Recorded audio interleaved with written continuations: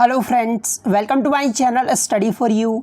सो guys, जैसा कि आज जो आपका एमपी पुलिस कांस्टेबल का 10 जनवरी का प्रथम पाली का एग्ज़ाम हो गया दोस्तों, जिसका जो है मैं आपको बिल्कुल 100% एक्यूरेट आंसर के साथ जो है इस वीडियो में बताऊंगा। तो देख लेते हैं कि किस प्रकार के जो है आज आपके 10 जनवरी के प्रथम पाली के एग्ज़ाम में जो है प्रश्न पूछे गए हैं। उससे पहले एक बात और दोस्तों, कि जिन्होंने भी अगर चैनल को सब्सक्राइब नहीं किया है तो एमपी पुलिस से रिलेटेड पल पल की अपडेट के लिए जो है चैनल को सब्सक्राइब ज़रूर कर दीजिएगा। और बगल में ही आपको एक बेल आइकन यानी घंटे का निशान भी दिख रहा होगा, तो आप उसे भी जो है ज़रूर प्रेस कर दीजिएगा। तो चलिए वीडियो को स्टार्ट करते हैं। तो आज का जो आपका पहला क्वेश्चन आया था कि बेरी जो रोग है ये किससे होता है। तो देखिए, बेरी जो रोग है ये आपका विटामिन B1 से होता है। तो विटामिन B1 आपका करेक्ट आंसर होगा। नेक्स्ट आपका यहाँ पर आया था कि तमिलनाडु का कौन सा नृत्य है जिसमें जो है मोर का वेश धारण किया जाता है। तो देखिए, तमिलनाडु का एक ऐसा नृत्य जिसमें मोर का वेश धारण किया जाता है, वो जो नृत्य है ये आपका माइल अटाम है। तो माइल अटाम आपका करेक्ट आंसर होगा। और इस शब्द का जो अर्थ होता है ना, वो मोर होता है। और इस लोक नृत्य में जो है तमिलनाडु की महिलाएं मोर बनती है। तो ये फैक्ट भी आपको ध्यान में रखना है।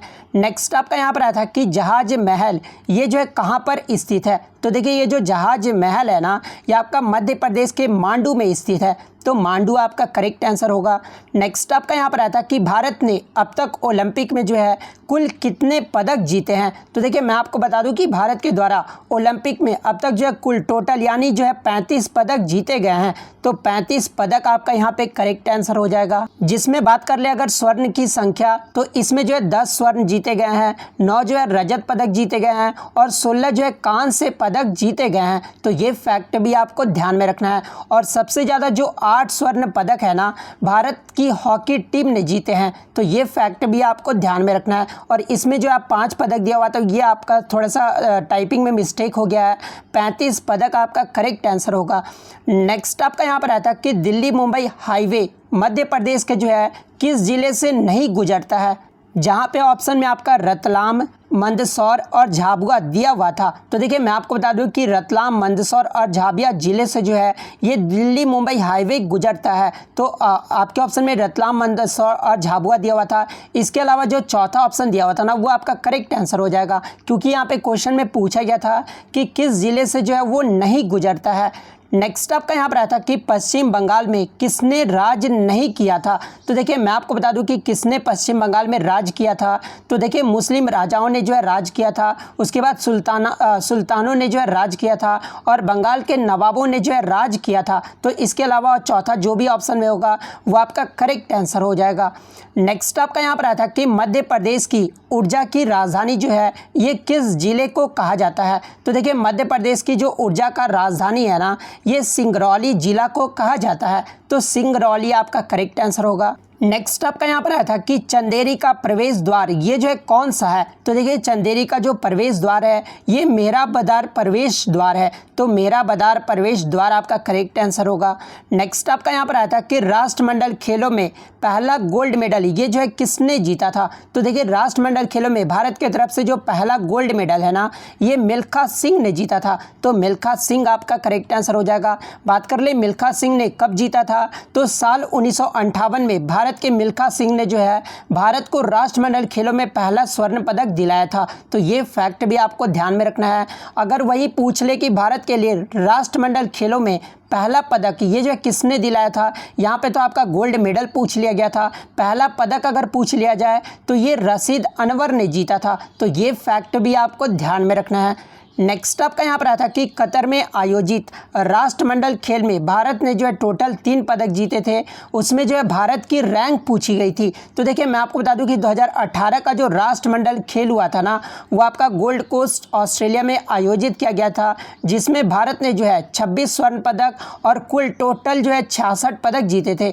और इस टूर्नामेंट में जो भारत का रैंक रहा था ना, वो तीसरे पायदान पे भारत रहा था। तो ये फैक्ट भी आपको ध्यान में रखना है। नेक्स्ट आपका यहाँ पर आया था कि फतेहपुर सीकरी शैली की विशेषता पूछी गई थी। तो देखिए इसके ऑप्शन जो है बच्चों के द्वारा मुझे नहीं मिले हैं, लेकिन मैं आपको बता दूं कि फतेहपुर सीकरी की जो विशेषताएं हैं ना, इसकी जो इमारतों ने अपने स्थापत्य शैली में इस्लामी और हिंदू दोनों तत्वों को जो है शानदार ढंग से मिश्रित किया है। इसके अलावा इसे जो है यूनेस्को विश्व धरोहर स्थल के रूप में भी जो है चिन्हित किया गया है और कुछ वास्तुकारों ने जो है इसे प्रेरणा का एक उदात्त और उत्थान स्रोत के रूप में भी जो है इसे उद्धृत किया है। तो इनमें से अगर जो भी ऑप्शन में दिया होगा ना वो आपका करेक्ट आंसर हो जाएगा।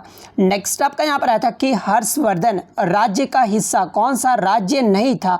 तो देखिए मैं आपको बता दूं कि हर्षवर्धन राज्य का जो हिस्सा था एक तो आपका भलबी जो कि गुजरात में है, पंजाब, उसके बाद गंजाम जो कि उड़ीसा में है, बंगाल, मिथिला जो कि वर्तमान में बिहार में है, उसके बाद कन्नौज जो कि उत्तर प्रदेश में है। तो ये सब जो राज्य थे ना ये हर्षवर्धन राज्य का हिस्सा था। लेकिन इसके अलावा चौथा जो भी ऑप्शन में दिया होगा ना वो आपका करेक्ट आंसर हो जाएगा, क्योंकि यहाँ पे जो क्वेश्चन में नहीं पूछा गया था।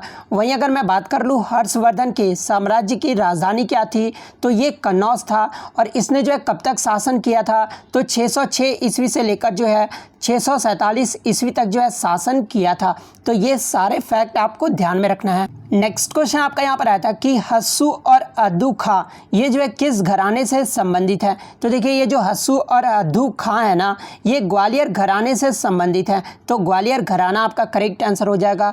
ग्वालियर घराने की गायन शैली की जो शुरुआत है ये 19वीं शताब्दी में जो है हद्दू खां, हस्सू खां और नत्थू खां ये तीन भाइयों ने किया था।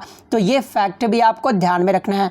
नेक्स्ट आपका यहाँ पर आया था कि तुलसी अकादमी की स्थापना ये जो है कब हुआ था। तो देखिए तुलसी अकादमी की जो स्थापना है ना ये 1987 में हुआ था और ये जो है कहाँ पर है तो ये आपका भोपाल में स्थित है। तो 1987 आपका करेक्ट आंसर होगा।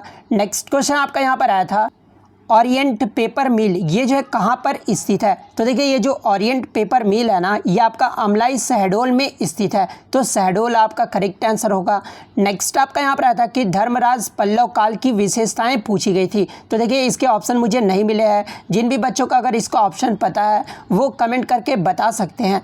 नेक्स्ट आपका यहाँ पर आया था कि किस नृत्य की विशेषताएं जो है मांस के मुखौटा धारण करना है। तो देखिए ये जो मुखौटा नृत्य है ना इसकी जो विशेषताएं हैं इसमें है कि मांस के मुखौटा जो है वो धारण किया जाता है। तो मुखौटा नृत्य आपका करेक्ट आंसर हो जाएगा।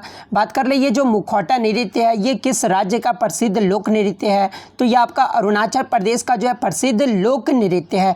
नेक्स्ट आपका यहाँ पर आता है कि जल प्रदूषण ये जो है किससे होता है। तो देखिए इसके भी ऑप्शन जो है बच्चों के द्वारा मुझे नहीं मिले हैं, लेकिन मैं आपको बता दूं कि औद्योगिक कूड़ा से जो आपका जल प्रदूषण होता है, इसके अलावा कृषि क्षेत्र में अनुचित गतिविधियां से भी जो आपका जल प्रदूषण होता है, मैदानी इलाकों में बहने वाली नदियों के पानी की गुणवत्ता में कमी से भी जो है आपका जल प्रदूषण होता है, कचरा फेंकने, जहाज़ों से होने वाला जो तेल का रिसाव है इससे भी जो आपका जल प्रदूषण होता है। तो इनमें से अगर कोई भी ऑप्शन में दिया होगा तो वो आपका करेक्ट आंसर हो जाएगा। नेक्स्ट आपका यहाँ पर आता है कि डेंगू ये जो है किस वायरस से होता है। तो देखिए आपके जो डेंगू होते हैं ना ये 4 वायरस के कारण होता है जो इस प्रकार है DNV1, DNV2, DNV3 और DNV4 ये 4 वायरस से जो है आपके डेंगू होते हैं। तो इनमें से जो भी ऑप्शन में दिया होगा वो आपका करेक्ट आंसर हो जाएगा। नेक्स्ट आपका यहाँ पर आता है कि स्वाइन फ्लू रोग का विषाणु कौन सा है। तो देखिए स्वाइन फ्लू रोग का जो विषाणु है ना ये आपका H1N1 है। तो H1N1 आपका करेक्ट आंसर होगा। नेक्स्ट आपका यहाँ पर आता है कि रेबीज रोग के लक्षण कौन से हैं। तो देखिए रेबीज रोग के जो लक्षण होते हैं ना वो आपका दर्द होना, थकावट महसूस करना, सिर दर्द होना, बुखार आना, मांसपेशियों में जकड़न होना, इसके अलावा चिड़चिड़ा होना तथा उग्र स्वभाव होना या फिर व्याकुल होना, ये सब जो आपके जो भाव है ना ये आपके रेबीज रोग के लक्षण है। तो इनमें से जो भी ऑप्शन में दिया होगा वो आपका करेक्ट आंसर हो जाएगा। नेक्स्ट आपका यहाँ पर आता है कि हैजा ये जो है किसके कारण होता है, यानी किस जीवाणु के कारण होता है। तो देखिए ये जो हैजा है ना ये आपका वाइब्रियो कॉलेरी नामक जीवाणु के कारण होता है। तो वाइब्रियो कॉलेरी नामक आपका करेक्ट आंसर होगा। नेक्स्ट आपका यहाँ पर आता है कि 4 जगत वर्गीकरण ये जो है किसने दिया था। तो देखिए 4 जगत का जो वर्गीकरण है ना ये HF कॉपलैंड ने दिया था। और कब दिए थे तो तो 1956 में दिए थे। तो कॉपलैंड आपका करेक्ट आंसर होगा। नेक्स्ट आपका यहाँ पर आता है कि एक बीजपत्री का जो है पौधे की विशेषताएं पूछी गई थी। तो देखिए ऑप्शन जो है बच्चों के द्वारा मुझे नहीं मिले हैं, लेकिन एक बीजपत्री पौधे की जो विशेषताएं होता है ना, जैसे कि एक बीजपत्री को जो है मोनोकॉट भी कहा जाता है, और ये जो है सपुष्पक पौधे का एक समूह है जिनके बीजों में एक ही बीजपत्र यानी कॉटिलेडन होते हैं। तो कॉटिलेडन, और शायद बच्चों ने बोला कि कॉटिलेडन ऑप्शन में दिया हुआ था, तो कॉटिलेडन आपका करेक्ट आंसर होगा। इसके अलावा अगर एग्जाम्पल के तौर पे बात कर ले तो घास, गेहूं और मक्का ये सब जो होते हैं आपके एक बीजपत्री पादप होते हैं। नेक्स्ट क्वेश्चन आपका यहाँ पर आया था कि पादप जानवर ये जो है किसे कहते हैं। तो देखिए मैं आपको बता दूं कि पादप जानवर जो है ये आपके मक्खा जाली, उसके बाद जो है आपका ब्लैडर वटर, उसके बाद सुंदरी का पिंजड़ा या फिर गठपर्णी पौधे, ये सब जो होते हैं आपके क्या होते हैं, तो पादप जानवर होते हैं। तो इनमें से जो भी ऑप्शन में दिया होगा वो आपका करेक्ट आंसर हो जाएगा। नेक्स्ट आपका यहाँ पर आया था कि ऊर्ध्वपातन क्रिया ये जो है किससे संबंधित है। तो देखिए ऊर्ध्वपातन यानी सब्लिमेशन, तो देखिए ये जो आपका एक भौतिक रासायनिक प्रक्रिया है जिसमें कोई पदार्थ अपनी ठोस अवस्था से जो है सीधे गैस में परिवर्तित हो जाता है, तो इसे जो है ऊर्ध्वपातन क्रिया कहते हैं। तो इतने क्वेश्चन जो है आज मुझे बच्चों के द्वारा मिले जो कि 100% रियल और ऑथेंटिक है। तो अगर वीडियो अच्छी लगी हो तो वीडियो को जो है लाइक ज़रूर कर दीजिएगा।